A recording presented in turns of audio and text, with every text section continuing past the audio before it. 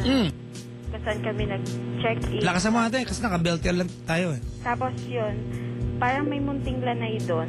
Sa likod Munting lanay. Sa likuran. Teka lang ate ha. Ate, pwede ba tawagan kita? Antayin mo yung tawag ko ha. Okay. Mga kaibigan, we are doing everything we can for a good show.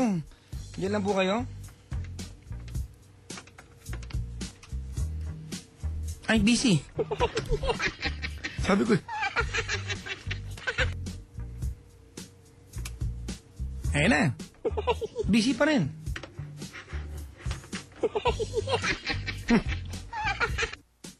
Ayan. One more time. Ito bang kaibigan, dinadayal na po ulit.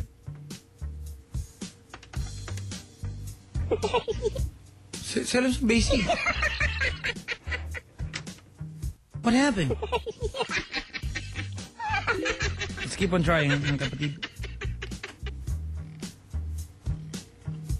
The number you have dialed is a gay... Ha? Ano sabi? Silon siya. Sabi na operator. Ano ba ito?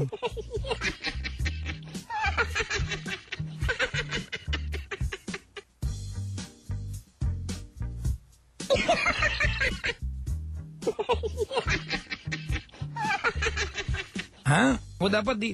Marge, if you're within your phone, syempre, alam mo sa ref. Pag mo baba mo lang yung tatawagan ka namin.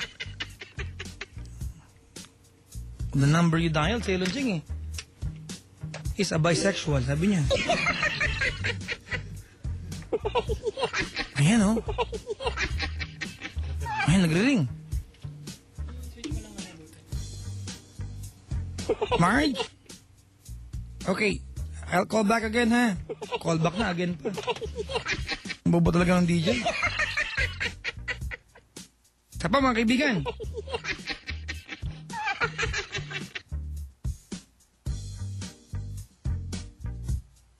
Ayun na, mga kaibigan.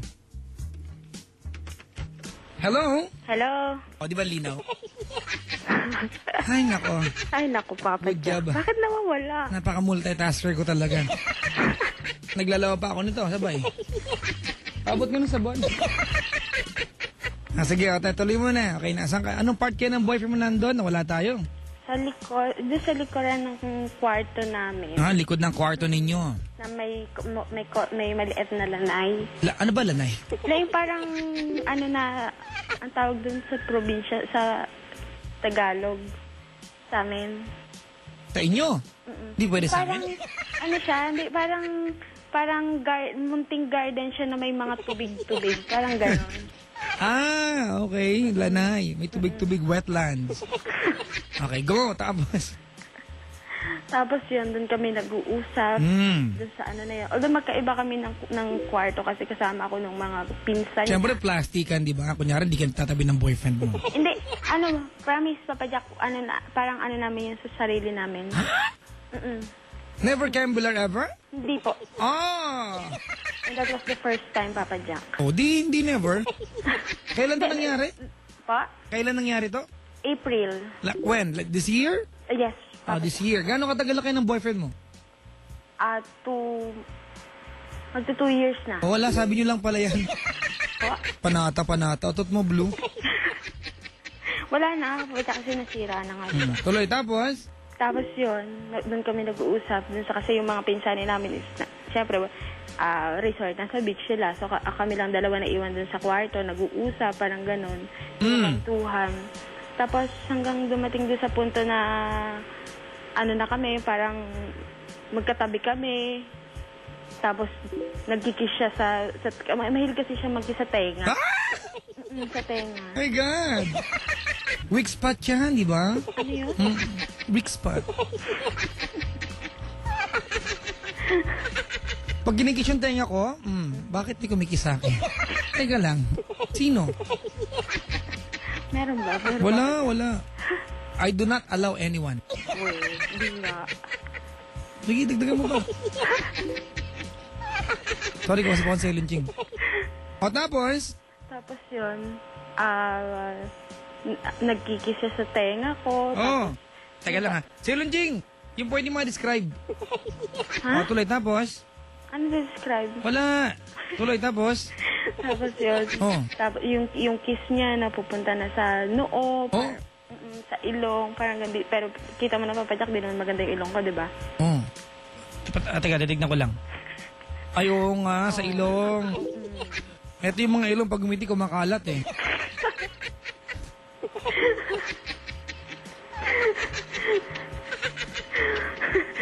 Si Coco naman, tawa na tawa, nakakainis.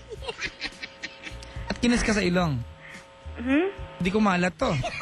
Super, muntik na matakpan yung buong mukha ko. Habot bagang. Oh. At tapos? Tapos yun, napunta sa lip, parang ganon. Teka lang ha? Kinis ka sa ilong. Apo. Tapos din na sa lips. Yuck. Yeah. Ah. O, teka, may nag-text. Oh, kinukontra ko. Papa Jack, Asturias Hotel, yung sa Palawan. Hindi Asturia.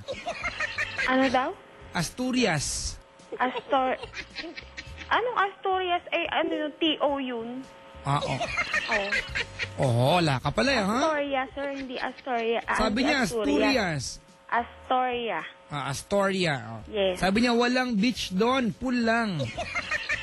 May nagsabi ba ng beach? Wala naman Ewan ko po ba dyan? Wala, di ba? Pool lang, resort, di ba? Oh, sige, tuloy mo. Ayun. Okay. Tapos yun, siya na, pumasok daw kami dun sa loob. Tapos para daw inaantok siya, parang ganon-ganon. Yun. Tapos di pumasok kami dun sa room, sa pinaka-room namin. Tapos pupasok namin dun sa room. Nakatulog naman siya, in fairness. Nakatulog naman siya ng konti. Kayong dalawa lang? Kami dalawa lang. Nakatulog naman siya dun. Tapos yun nga, after nung nagising siya, yun na, dun na nagsimula. Ay, ano unang ginawa niya? Hindi, parang saan napupunta yung kamay niya. Parang ganon. Saan napunta? Una sa pusod. Sa pusod. Kapag kinakalikot ang pusod, nakakaihi, di ba?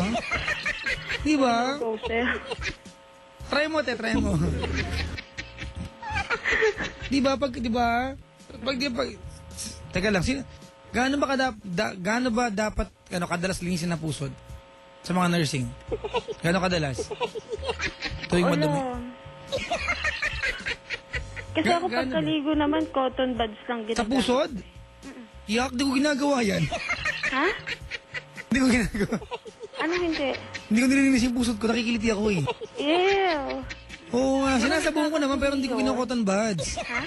Hindi ko kino-cotton buds. Ano ginagamit mo? Hindi ko nililinis. Ay, ala kadiri. Pero sinasabong ko siya. Kasi yung pusod ko kasya daliri ko. Sato. Ang laki.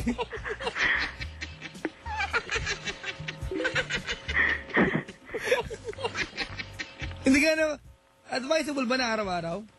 Ano pa? Hindi, di ba? Hindi dapat araw-araw nililinis yan. Hindi. Once a year, hindi rin, di ba? Hindi naman. Baka pwede rin tayo manakamuting kahoy. May lupa na yan by that time. Baka tatakpan na yung butas ng Papa Jack. Di ba? Silon Jing, gano'ng kadalas mo nililinis yung pusod mo? Ako? Kung kailan lang madumi, gano'n? Pag may agiw na? Kailan, Silon Jing? Gano'ng kadalas? Sa isang buwan, ilang beses? 4 times? Weekly. Kada day off mo, ginagawa mo yan. Dapat, ako hindi araw-araw eh. Pag naamoy ko na. Pag nadaanan lang nung kamay mo, Papa Jack. Pag naamoy ko na, nililinis ko na. Ang baboy. Yak. Patuloy, tapos? Ayun. Napunta na sa pusod si kamay. Tapos, pataas. Pusod muna. Hindi ka ba naihinong, ganon? Hindi naman. Hindi. Nakaantabay si Kuya Gary, sabi niya, parang masarap yan. Lips. Puro laway. Hindi, maganda lips niya, mga kaibigan, ha? Po? Maganda lips mo, di ba? Hindi masyado. Oo nga, tama ka. Akala ko sasangkayon ka.